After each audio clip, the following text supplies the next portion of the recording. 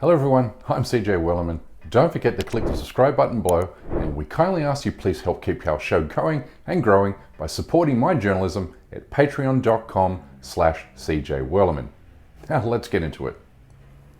In a recent episode I explained how witnessing an Al-Qaeda terrorist attack in 2005 turned me into an Islamophobe, but also how learning and understanding the Quran and the biography of the Prophet Muhammad cured me of my bigotry 4 years later. But more than that, I had to decolonize my mind, because Islamophobia is rooted in white supremacy and the lies Western countries use to justify their colonial rule in Muslim lands. You see, the thing about Islamophobia is it's seductive, pervasive and ubiquitous, which means it's not only having a radicalizing effect on Europeans, Americans and Indians, but also it's disempowering Muslims throughout the world, even in Muslim majority countries. This is what I mean by colonizing the Muslim mind. You see, what Western powers understand is that in the modern age, you no longer need to invade and occupy a country to colonize it, you need only to control the flow of information. And who controls most of the world's information? Well, that would be Western-friendly international news media organizations and US-based social media companies. Put simply, the Muslim world has never stood a chance against the constant flow of Western ideas, values and norms. Now I want you to meet Dr. Abu El-Fadel, an Islamic scholar who was jailed and tortured by the Saudi and Egyptian regimes. He has devoted his life to advancing human rights in the Muslim world. But colonizing the Muslim mind means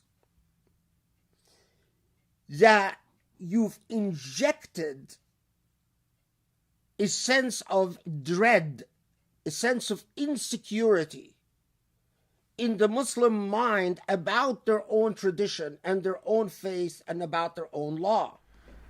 I was fortunate to read an advanced copy of his forthcoming book, The Prophet's Pulpit. It's remarkable, and I strongly encourage you to follow his work here. He says autonomy and self-determination in the modern age are direct products not of military power, but of information power. Information that is controlled, manipulated, and engineered in such a way as to cause a sense of dread and even embarrassment among Muslims towards Islamic theology, law, history, and philosophy. This flow of information is meant to create deep-seated insecurity in the Muslim mind by forever forcing Muslims into a defensive position about their religious faith. You can't say the word Sharia anywhere in the Muslim world today without immediately making Muslims uncomfortable. They immediately are gripped by a sense of dread. I have to immediately explain that I'm not a fanatic, I'm not a Muslim Brotherhood, I'm not an Islamist, I am not a terrorist, I am not... Now really think about what he's saying here, because the minute you are put into a defensive position and forced to defend your identity, you immediately give up power. Your existence as a human being is being compromised by somebody else's expectations. Over time, your confidence and self-worth is taken away from you. Dr. Fadel says insecurity among Muslims in the West has gone to such extreme levels that Muslims are not even aware how Western manufactured Islamophobia has colonized their own minds. But there's actually a reason for that. In short, hundreds of millions of dollars have been invested into the project to colonize Muslim minds. For instance, in 2006, America's RAND Corporation published a report titled Building Moderate Muslim Networks. It states, in black and white, that the West should counter terrorism by shaping the Muslim mind. It echoes the same language the French and British used to subjugate and pacify Muslim populations in the Middle East after the collapse of the Ottoman Empire. It talks about encouraging and amplifying so-called moderate Muslims, people like Ayaan Hirsi Ali, who doesn't even identify as a Muslim, but is an atheist. But more to the point, the RAND Corporation blueprint says US foreign policy objectives can be advanced in the Middle East, Africa and Asia by promoting the moderate Muslim narrative. There is a concerted effort to change Islam. And this is actually nothing new. If we study the history of Orientalism and Christianization, this has been a goal for hundreds of years. And it can be much easier and much more effective to conquer and change a people through psychological warfare rather than physical warfare. You see, the West wants Muslims to be afraid of expressing their love for Islamic scripture. But even more frightening, this project to shape and control the Muslim mind has been imported from the West by the Saudi, Emirati, Syrian, and Egyptian governments to counter the same forces that threaten their corrupt regimes during and after the Arab Spring. You see that while European colonial rule has long disappeared from the Middle East, it has been replaced by something equally pernicious, specifically dictators who are kept in power only because of the weapons and money they receive from the very same colonizers, Britain, France, and the United States. So now what we have are Arab regimes that are promoting a form of Islam that's indistinguishable from the kind promoted by the Rand Corporation and the United States government. These regimes are now pushing this Islamophobia through their state-controlled media outlets. They actually, a constant, every single day on Egyptian and Emirati and even Khaliji TV, they constantly talk about how Islam is a violent religion. And they talk as if they're good, they're being good Muslims.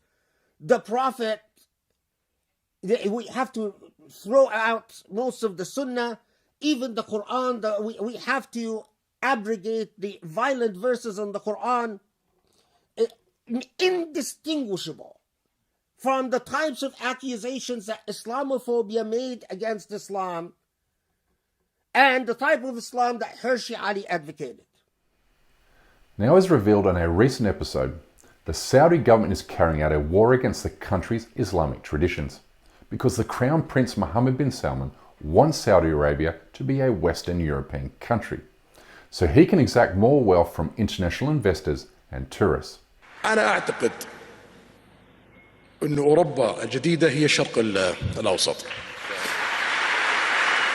During the past 4 years, MBS has arrested, jailed and executed many of the country's leading clerics, scholars and activists in the name of creating a Western-friendly Islamic country. He's even funded some of the most Muslim-hating far-right political parties and organizations in Europe and America to perpetuate the idea that Saudi Arabia is also under the threat from so-called radical Islam. Not just all over the Muslim world, in the Muslim world, no one can talk about jihad, no one can talk about Sharia without becoming immediately suspect. This is about disempowering Muslims to make them feel powerless in the face of their Western-backed dictators. The effort to colonize the Muslim mind has now gone global, which is why you're now seeing so many young Muslims around the world turning their back on Islam or converting to Christianity. The good news, however, is you now have the tools to decolonize your mind. I did by understanding how Islamophobia has shaped my perception of Islam, and Muslims can too by embracing their identity and not making apologies for their religious faith. The first step is awareness. The second is obtaining more knowledge. Anyway, that's my time for today. Please don't forget to subscribe to this channel, and we kindly ask you please support this endeavor by becoming a member of this show at patreon.com/CJWerleman. We can't produce, sustain, and grow this show without your help, and we offer exclusive benefits to those who do. But for now, good night, good morning, wherever you are, and stay blessed.